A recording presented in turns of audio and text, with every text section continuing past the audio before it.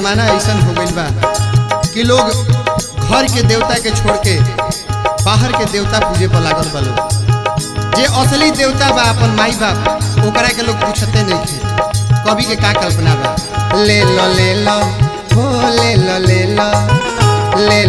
लो दुआ माई बाप के, ले लो दुआ माई बाप के, सर से गठरी उतर जाई पाप के, ले लो दुआ माई बाप के, सर से गठरी उतर जाई बाप के।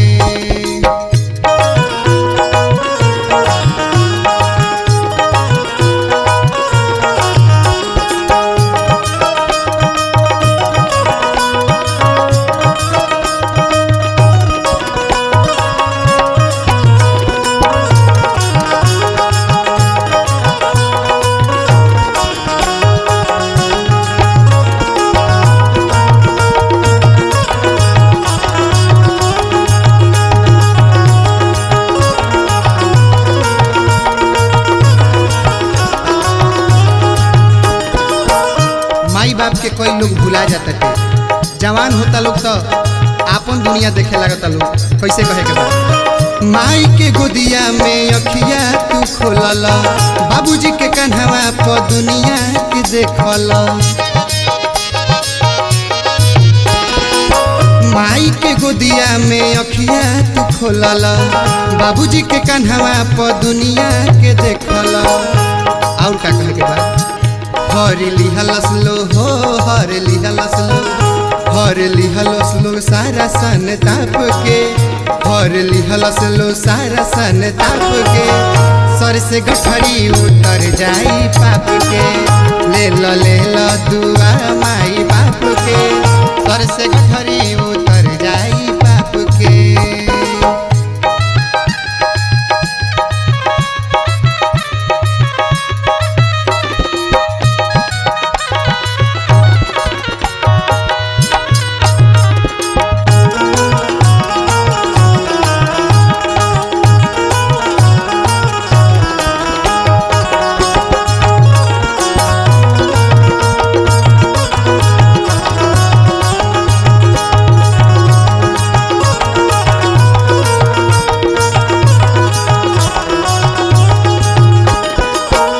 माता पिता के सेवा कई यह दुनिया के सबसे बड़हन धर्म है।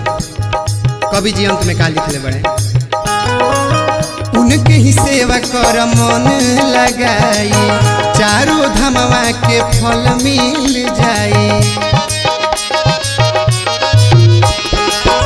उनके ही सेवा कर मन लगाई, चारों धमवा के फल मिल जाई।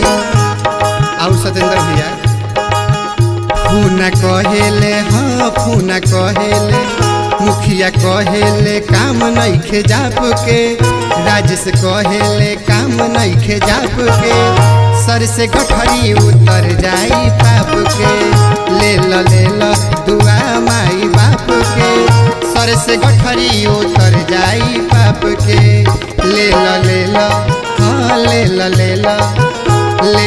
लो दुआ माई बाप के, ले लो दुआ माई बाप के, सर से गठरी उतर जाई पाप